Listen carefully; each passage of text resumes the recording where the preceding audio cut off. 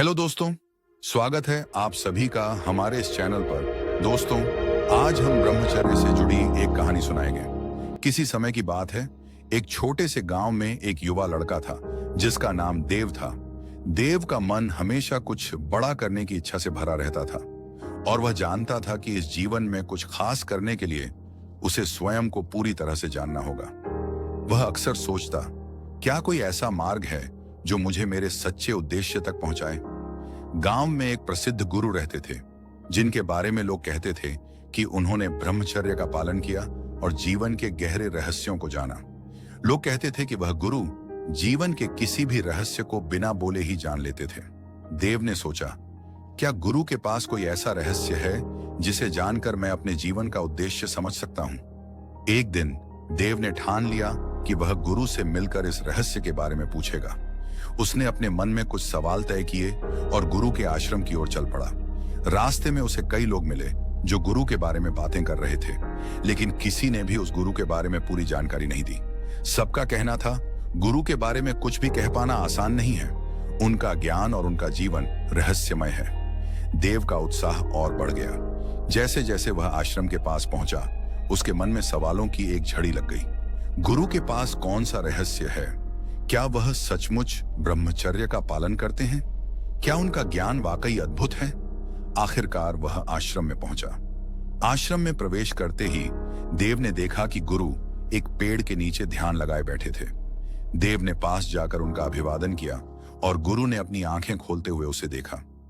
उनकी आंखों में एक गहरी शांति थी, लेकिन कुछ ऐसा था जो देव को थोड़ा असमंजस में डाल रहा था। गुरु ने कहा, तुम क्यों आए हो देव? देव ने हल्का हिचकिचाते हुए कहा, गुरुजी, मैं जानना चाहता हूं कि ब्रह्मचर्य क्या है और इसका पालन कैसे किया जाता है।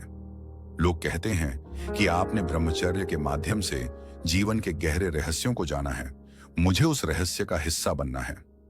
गुरु मुस्कुराए, क्या तुम तैयार हो देव? ब्रह्मचर्य का पालन तुम्हें केवल शारीरिक संयम का अभ्यास नहीं सिखाएगा, बल्कि यह तुम्हारे भीतर के सबसे गहरे सवालों के जवाब भी देगा। देव को यह सुनकर जिज्ञासा और भी बढ़ गई, लेकिन गुरु ने उससे कुछ और नहीं कहा। पहले 1 महीने तक तुम यहां मेरे साथ रहोगे, बिना किसी सवाल के। केवल ध्यान और आत्मनिरीक्षण में संलग्न रहोगे, गुरु ने आदेश दिया। देव को थोड़ा आश्चर्य हुआ, लेकिन उसने बिना किसी प्रश्न के यह निर्णय स्वीकार कर लिया। उसने एकांत में रहकर ध्यान करना शुरू किया, लेकिन उसके मन में एक सवाल हमेशा घूमता रहता, गुरु के पास वह रहस्य क्या है जिसे वह छुपा कर रखते हैं। 1 महीने बाद जब देव पूरी तरह से ध्यान में खो चुका था, गुरु ने उसे एक नई चुनौती दी। अब तुम जंगल में जाओ और 3 दिन तक अकेले रहकर एक गहरी साधना करो। वहां तुम्हें ब्रह्मचर्य के असली अर्थ का अनुभव होगा। देव ने सोचा, अब यह क्या नई परीक्षा है? लेकिन उसने गुरु के आदेश का पालन किया और जंगल की ओर चल पड़ा। जंगल में 3 दिन तक अकेले रहने के दौरान देव ने अपने भीतर की सारी इच्छाओं और भावनाओं का सामना किया। पहली रात उसे डर और अकेलेपन का एहसास हुआ। दूसरी रात उसे भूख और शारीरिक थकावट का सामना करना पड़ा। लेकिन तीसरी रात कुछ अजीब हुआ। उसे महसूस हुआ कि उसकी आत्मा जैसे स्वतंत्र हो गई हो और उसे गहरे एहसास होने लगे। उसे समझ में आया कि ब्रह्मचर्य केवल शारीरिक संयम का पालन नहीं है, बल्कि यह आत्मज्ञान और आत्मनिर्माण की प्रक्रिया है।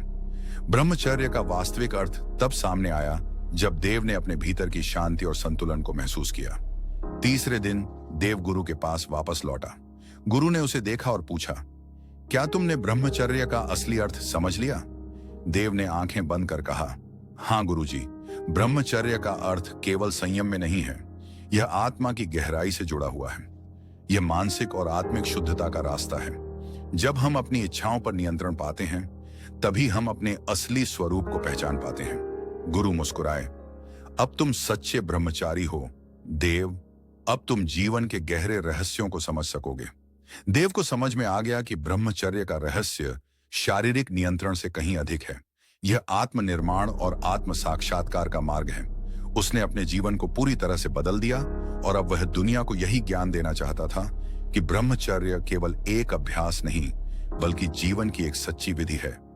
दोस्तों, यह कहानी बताती है कि ब्रह्मचर्य केवल शारीरिक संयम का पालन नहीं है, बल्कि यह आत्मज्ञान और आत्मनिर्माण की प्रक्रिया है। जब व्यक्ति अपने भीतर की इच्छाओं और भावनाओं पर काबू पाता है, तब वह अपने असली स्वरूप को पहचानता है। यह कथा एक रहस्य के रूप में प्रस्तुत की गई है, जो धीरे धीरे देव के आत्म साक्षात्कार के रूप में खुलता है, जिससे उत्सुकता और सस्पेंस बनाए रहते हैं। तो दोस्तों, कैसी लगी हमारी ये वीडियो आपको? अगर वीडियो अच्छी लगी तो वीडियो को लाइक और चैनल को सब्सक्राइब जरूर कर लेना।